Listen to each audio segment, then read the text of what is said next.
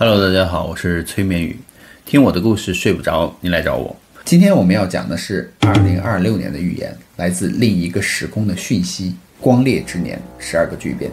在20世纪的布宜诺斯艾利斯的街头呢，冷风吹过了老城的石板路，而咖啡馆的玻璃呢，因潮气而蒙着薄雾。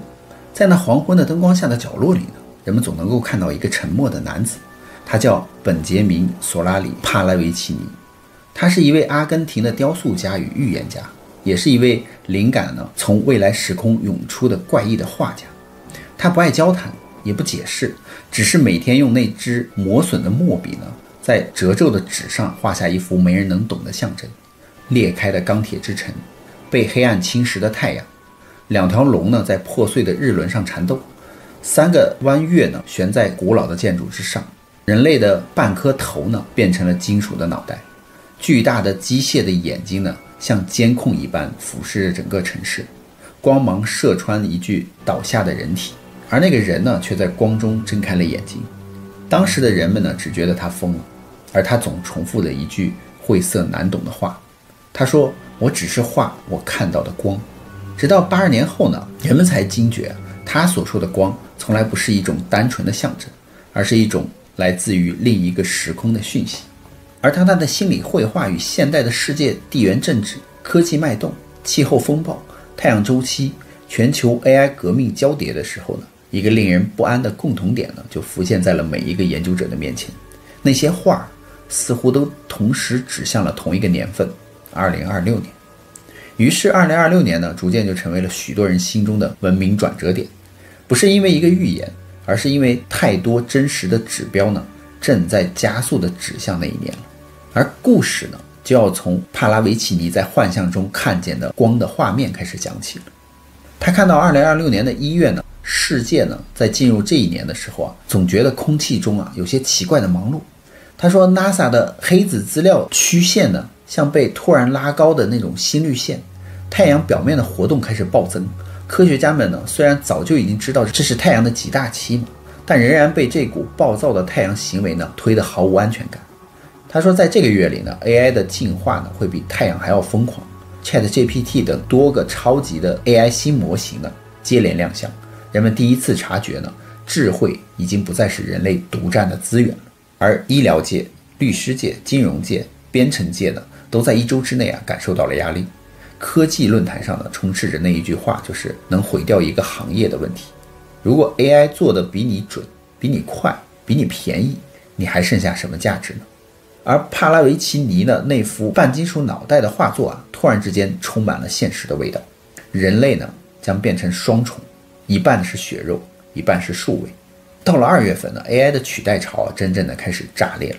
跨国律所突然宣布呢，所有的案件审核都交给了 AI， 由人类做最后的确认。金融圈呢出现了第一波由 AI 引起的职位的消失。日本与南韩呢紧急的提出AI 安全条款，希望缓解社会的震荡。而帕拉维奇尼的另一幅画，巨大的监控的眼睛俯视着城市，下方写着机械思考，人类恐慌。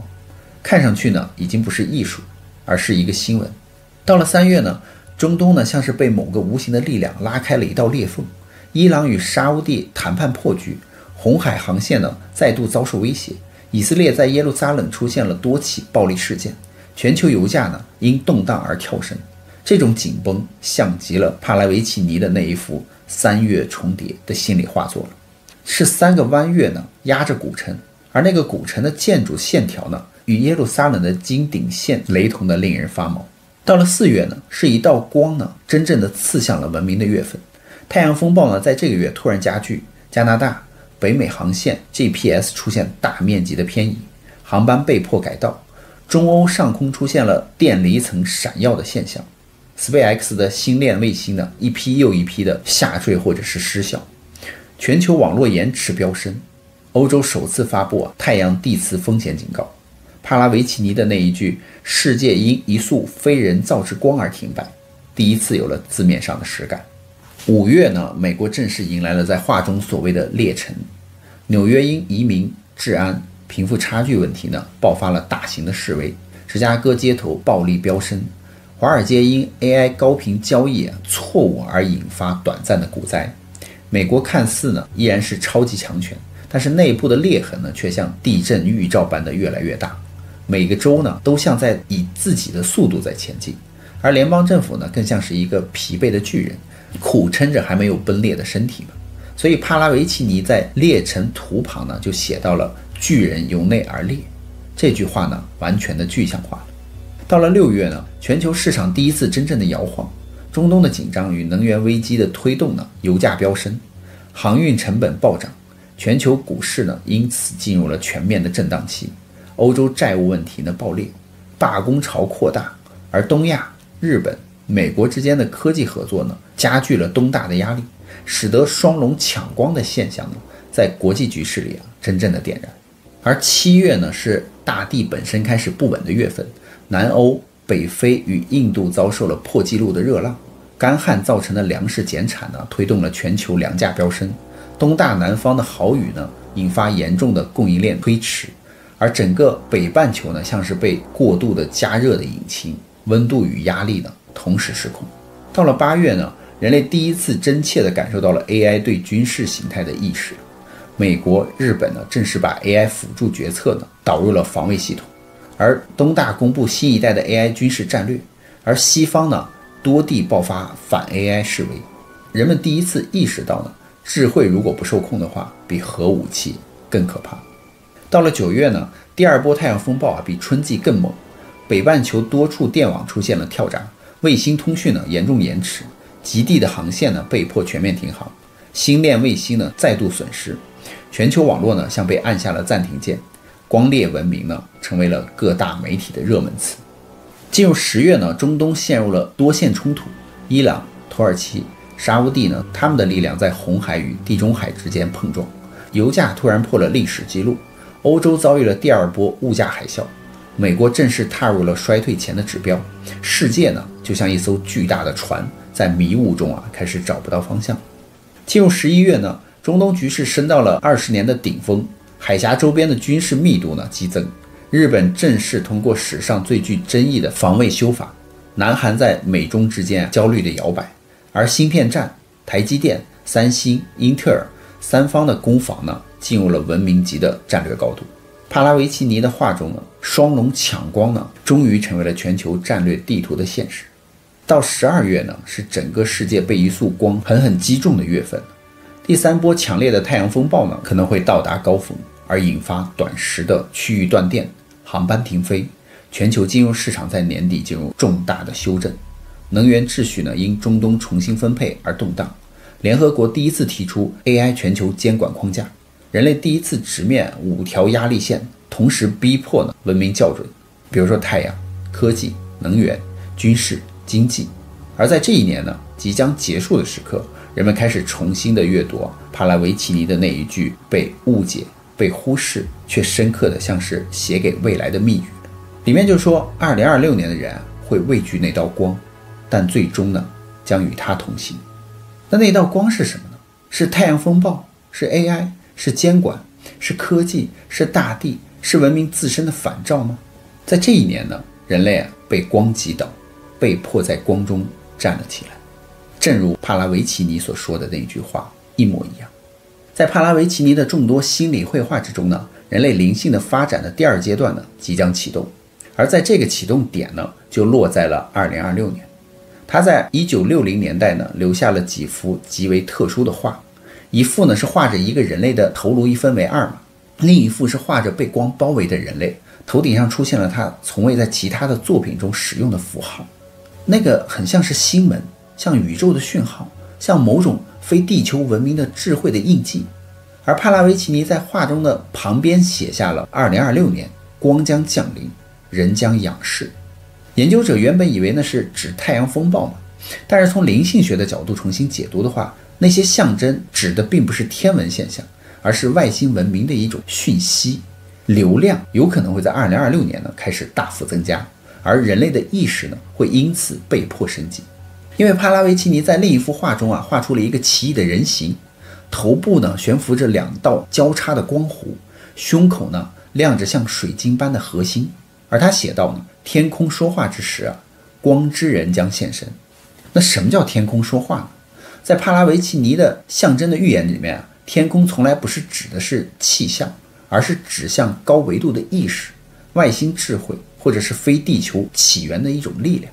这就意味着2026年呢，不是外星人降临地球，而是外星讯息、外星智慧、外星介入，以更密集、更具体、更可感知的方式呢触达人类。这种介入呢，不是飞船停在空中，而可能是以下这几种情形啊。比如说在 AI 中啊，出现不是人类程式的那种语言能解释的那种跳跃式的演化。